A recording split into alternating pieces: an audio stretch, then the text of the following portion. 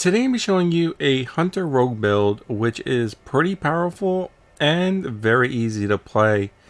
It's slightly challenging to play solo and even easier to play in a group. I feel some people are going to need to see some gameplay to really appreciate this build and to see exactly how to play it.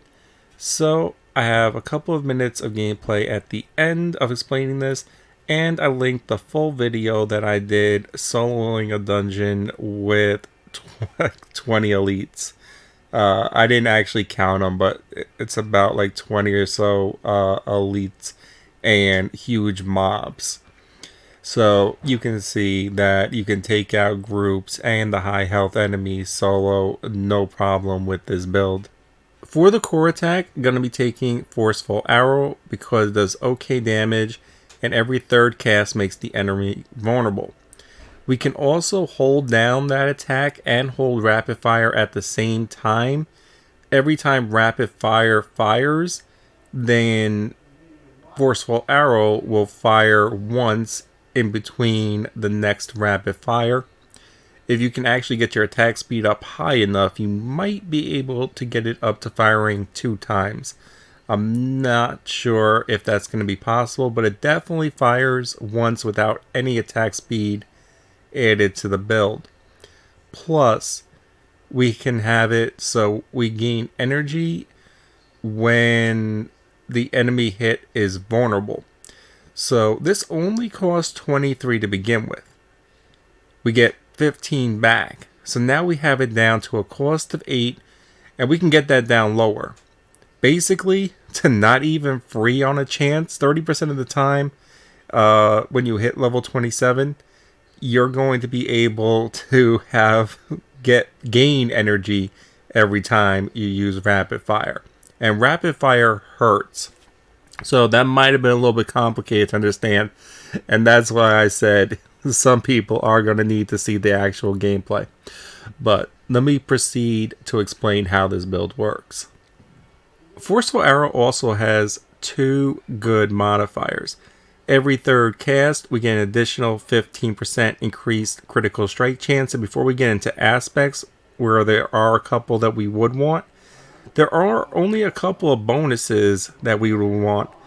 Attack speed, extra energy, regenerate on energy, and critical strike chance, critical strike damage. That's pretty much all we want. So having that 15% chance on an ability that we're spamming the hell out of on every third cast, and then it's creating the vulnerable, and on that third cast, strategic gameplay, you would fire on every third cast, but you can also hold it down. Holding it down every time you hit an enemy we're vulnerable, you're going to be able to hit that same enemy 2 times with Rapid Fire. If you try to do it manually, you can hit them 1 time easy with Rapid Fire. Your timing has to be absolutely perfect if you're not holding it down to hit them 2 times with Rapid Fire. So having that 15% increased chance on that, even though it doesn't count for every arrow, it's still nice because you're just spamming the shit out the attack. Then we also got Forceful Arrow, knocking back elite enemies that get too close. That close range is actually nice. You got a good little distance to knock them back. Like, it's definitely before they can hit you, and because you're holding your ground until the point where you know you're going to take serious damage and then evading back or then dashing through. You'll see what I'm talking about. The ability to knock back those enemies actually extends the period of time you can hold your ground significantly in a lot of situations. So I went with Forceful Arrow for the core attack because it really fits this build. Our next ability is going to be Rapid Fire. Now, Penetrating Shot can deal more damage in a group, but you have to aim it, so it's not really a hold your ability and continually kill enemies off the screen, or if you do have to go out a doorway, or anything. Plus, it costs too much mana or energy to really work well to just spam. you run out of it a lot faster, and until you get to high level, you're definitely not going to be able to really spam it. So 1v1 rapid fire does do more damage. 1v2 does about equal damage. 1v3 penetrating shot would win, but you need them in a direct straight line and you can't spam it. So for this build, we're going to take rapid fire and we're going to boost that damage. Same reason as forceful arrow, because we're spamming the shit out of it. Now, every subsequent arrow, so if our first shot doesn't get a critical hit chance, then our second chance down got 5% plus. If that misses, our third chance got 10% plus, up to 25. So you're constantly critting with this. And then we gain that 15 energy back. So we can just strategically make enemies vulnerable with forceful arrow and then hit them with 1 to 2 shots of rapid fire. Or once we got it really down, we know when to hold it and when not. Next, we're going to be taking 1 point of Caltrops. Now, I know it says 2, but that's from my gear. Until you reach like roughly 35 in level, maybe even 40, you wouldn't even be upping this more. Eventually, you do want to put it to 5 and get the slow amount as high as possible. But early, we just want the ability to use it. When we use it, he'll do a jump back evade in whatever direction is directly behind him. So I use this so many times as an extra evade as well. And then you set the trap up directly in front of you. Now we don't really care about the damage, but the damage is great to have. We care about the slow amount. So we initially get a slow amount on enemies in it. Enemies take more damage while they're in it. That's good. But now it slows those enemies with cold damage, by 20% per second. So we have 2 different types of slow being applied to the enemy. Once you start using this, you'll see enemies significantly get slowed, and you are going to be able to take them out or have plenty of time to get into your next position, besides a couple of attacks which you're going to have to be a little bit quicker on. And for those quicker attacks, we have Dash. Dash is just fun to use. We're only taking 1 point in it. You get 2 charges. It's great to go if your friend isn't a rogue, anybody you're not playing with, and you use Dash, you're going to dash right past them. So it's fun. But on top of that, we're using it to strategically dash in, place Caltrops, dash back, or we'll run in, place the Caltrops, dash back. One of a couple different ways you can do it. Also, it's great to evade enemies. You dash through enemies, you deal damage while you do it. Most importantly, it's highly useful for getting set up to your next position and your initial position.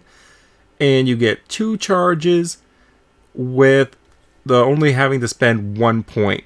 Now, eventually, we do want it to 5 because we do want as low as cooldown as possible. And just to note, that is 2 other perks that you would like to see in gear. You don't want to go crazy with it, but either 2 uses of your evade to have 2 dashes with a low cooldown eventually, and then 2 evades on top of that, or attacks reduce your evade. So I actually have attacks reduce my evade.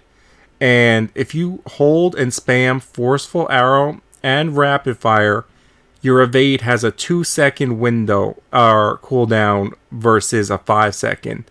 So that perk is actually really nice on this build because we're going for very fast attacks and we're spamming. Next, we're going to be taking 1 level of concealment. Now, this is great to get revives. You have to be pretty close because you only get 4 seconds of stealth. Dash in, use it and dash, or get close to them, then use it, revive them and dash out. One of the 3. But we're not really taking it just for concealment. This actually gives us a 2-fold bonus. So 1, we have it in the background for when we know players are going to go down. Like if we're fighting a really hard fight, and we know there's a high probability of having to get a revive, we probably won't be using it for the secondary feature it has. But 90% of the time of gameplay, you're going to be using this to gain back extra energy, and the next attack causes vulnerable for 3 seconds. Which, keep in mind, with our rapid fire, that basically makes it almost free. And once you get to like level 27, 28, not only free, but you'll be gaining energy off every rapid fire use for 3 seconds. So, the strategy is with this, you're going to, at the point where you run basically out of energy, you're going to decide, do I want to just hold down rapid fire and forceful arrow, or do I want to just hold down forceful arrow, or do I want to hold them both down and use concealment because I'm fighting an elite and I know it's a problem and I want to deal massive damage right now. So you'll just enter concealment, you'll gain 40 energy, you'll inflict vulnerable on that elite, you'll get basically free rapid fires for the next 3 seconds, and then you'll be able to cast 3 more just from that 40 energy anyway. Maybe even 4 or 5 if you get lucky with the vulnerable. So this concealment to have every 20 seconds, and then once you get to high level every 15 seconds, is really ideal. You generally have this when you need it. I mean, if you're fighting a boss fight, you're going to use it a little bit more, and you'll actually be waiting on the cooldown. But generally, most times you want to use it, you do have it up. So that is really great. Now, we're not using any imbuement. This is a Marksman hold your ground build, so we're not even fucking with that. There's nothing useful for the build there. Next, we're going to be taking 3 ranks of exploits. So we deal 18% bonus damage to any enemy above 80% and any enemy below 35%.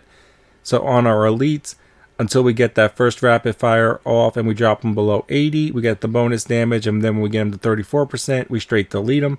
On the mobs, we get bonus damage on our Caltrops, and then it's only going to take a couple of rapid fires to clean up the low health mobs, because every arrow that strikes and kills in 1 or 2 arrows, then those other arrows and the bonus arrow we got from killing them in 1 less arrow strikes another target, killing the mob faster. Next, we're going to be taking Rain of Arrows for our ultimate. 1, it's a hold your ground skill. 2, it does pretty good damage. Comparatively to your other skills, like Death Trap, obviously, on a good mob and a perfect hit, it's going to do more damage. But Rain of Arrows, we really can control, and it's a marksman skill. If you do want to try Death Trap and you fall in love with it, go ahead, by all means, go for that instead. But there also is an imbuement that you can get, and it works with all marksman skills. Granted, this one has a 60-second cooldown, but with other ones we're spamming, and it fits the build for holdout, so I kept this one. It also does have a pretty useful bonus where you knock down enemies for 3.13 seconds. That's all enemies, including elites. So that is highly useful. Downside of it being useful, though, is we have to go through this one, which we just don't care in the slightest about. So you do have to waste 1 point in order to get it. But for your first 25 levels, I actually took 1 point of lucky hit, and my level 26 and 27 will be putting this to max. Then I will be putting Caltrops. No, I'll put Dash to max second, then Caltrops up, and then I'll be going over and I'll be getting this, and I'll be getting extra energy on my move speed. This is not just as important as getting extra energy. Once you put this to 3 and you have a 30% chance on every hit with faster fire, and if you get more attack speed in your build, even faster fire, then you can gain energy at the rate of your rapid fire to begin with. Like, I'm already spamming the shit out of my rapid fire, which I'm going to show you in about a few seconds. But once you get going and you have some of these end game level 30 to level 5, 27 to level 35 perks, you're really going to be able to spam the shit out of this build. And I know this might have been a little bit complicated to follow. Like, it's so easy to see and appreciate, but goddamn, I feel like this was a little complicated to explain. So, you know what? Let me get into that couple of minutes of video, and I'll have in the description, first line of the description, I'll have a link for you where you can check out like a 10-minute or so video of me soloing a dungeon. I mean, it's not just cakewalking it, but check it out. You'll see. The strategy is all there. If you like it, this build is actually a lot of fun to play, and it puts in work.